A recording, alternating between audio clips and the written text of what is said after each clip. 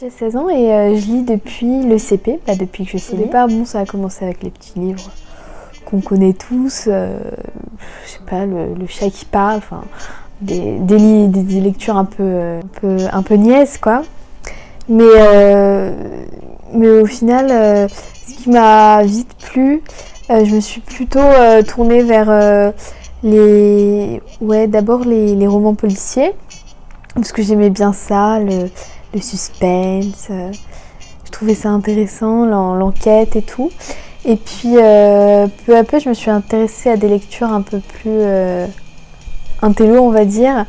Par exemple, intello.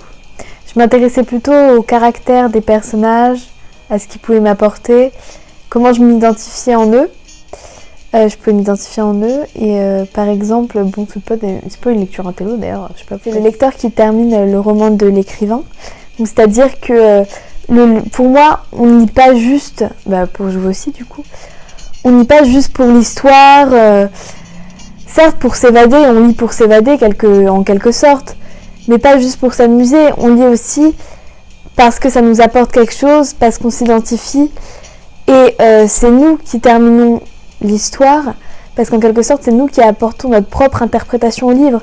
Donc oui, dans les livres qui m'ont intéressée notamment, aussi l'aspect, des fois les questions, comment un livre peut amener à nous questionner, donc la dimension aussi un peu philosophique, donc toutes ces sciences, philosophie, psychologie, sociologie qui m'intéressent beaucoup. Donc moi je vais vous parler d'un livre, donc là c'est pas une dystopie, j'aurais pu parler de dystopie comme La Servante écarlate qui m'a également beaucoup plu, je l'ai lu cette année, mais je vais plutôt vous parler des livres, comme je vous ai dit, qui ont une dimension psychologique, qui parlent des drames familiaux, en tout cas qui ont une dimension psychologique et sociale, et qui nous amènent à en quelque sorte extérioriser nos émotions et à nous comprendre par nous-mêmes, qui peuvent faire appel à des souvenirs, à nos propres souvenirs, et donc comme ça nous toucher.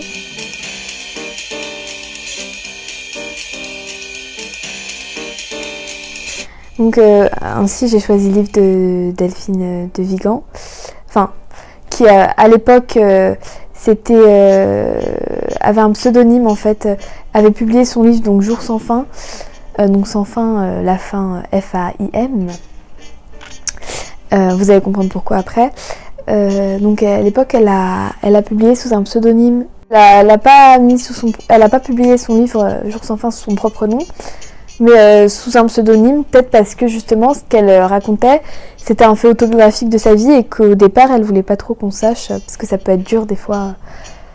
Lire, c'est une méthode, lire et écrire, c'est une méthode d'extérioriser ses sentiments, mais c'est vrai que peut-être qu'elle avait pas tout de suite envie qu'on sache exactement qui elle était en interview, peut-être que ça aurait été dur de parler de ce sujet.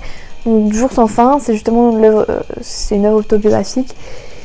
Donc certes elle choisit d'autres personnages, d'autres prénoms pour parler d'elle-même, mais toujours est-il que Jour sans fin ça traite du vécu d'une anorexique, donc qui est tombée très bas, donc Laure, 19 ans, fait plus de 36 kilos, et donc qui se fait écho à sa propre vie parce qu'elle aussi elle est tombée dedans, et elle avait besoin de le raconter parce que souvent quand on a des grands drames comme ça, on est complètement détruite intérieurement, on se déshumanise en quelque sorte, et pour s'en sortir, et même si on s'en est sorti justement pour être vraiment sûr de tout extérioriser, en quelque sorte de se purger de ses émotions, on va avoir besoin d'écrire, et c'est ce qu'elle a fait et ce qu'elle a très bien fait.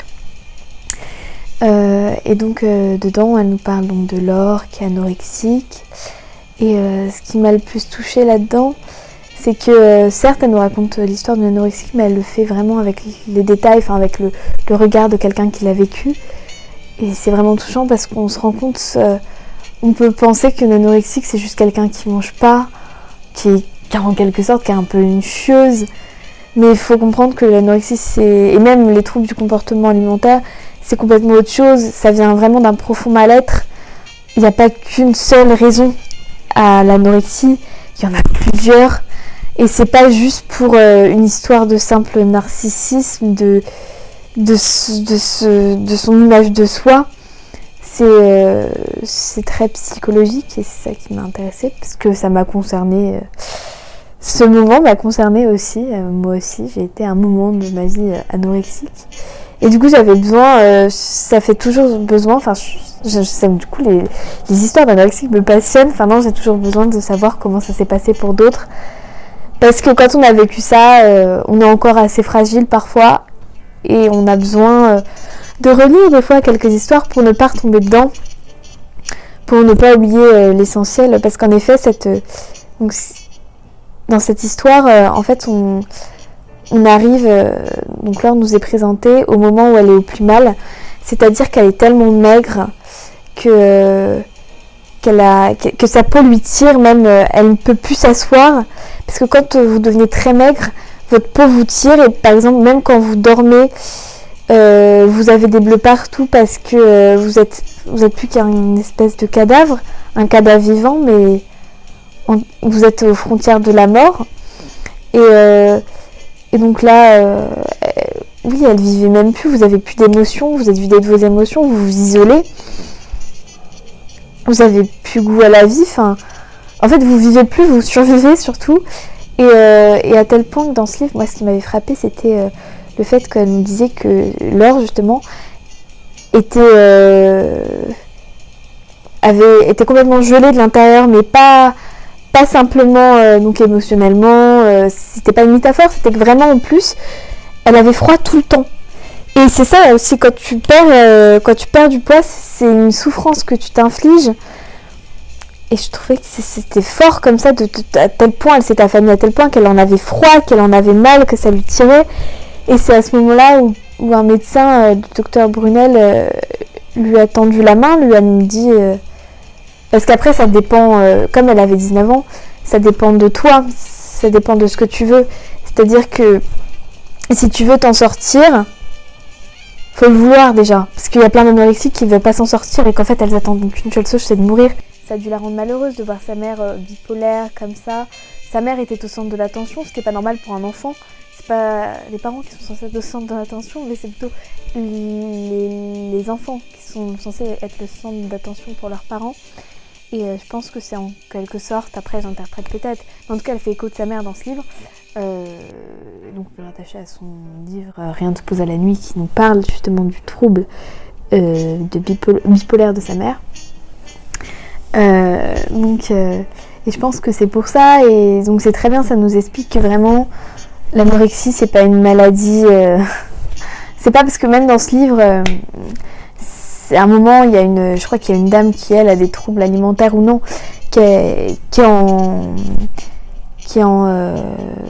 en service, mais je sais plus comment on dit, bref, le service qui s'occupe de la digestion et tout, et qui elle va bientôt crever, c'est le cas de le dire, parce que je crois qu'elle a un cancer de l'estomac. Elle la regarde puis elle lui dit mais en fait toi t'es jolie ma belle, mais t'es là, mais pourquoi t'es là, tu l'as voulu, t'étais pas malade au départ, c'est toi qui te rends malade, tu ressembles à un cadavre, tu vas limite mourir, tu peux mourir d'une crise cardiaque à chaque moment parce que t'es tellement faible. Mais pourquoi tu fais ça juste pour avoir un beau corps? Mais t'es complètement conne. Il y a des gens qui meurent de faim. Mais c'est pas ça justement, et c'est ça qui fait encore plus souffrir les anorexiques, je pense. C'est qu'il y a un moment où t'es tellement un trouble dans ta tête que t'as besoin d'extérioriser ça, t'as besoin d'avoir de l'attention, t'as besoin de dire au secours, aidez-moi. Et en quelque sorte, c'est un moyen d'avoir aussi beaucoup d'attention.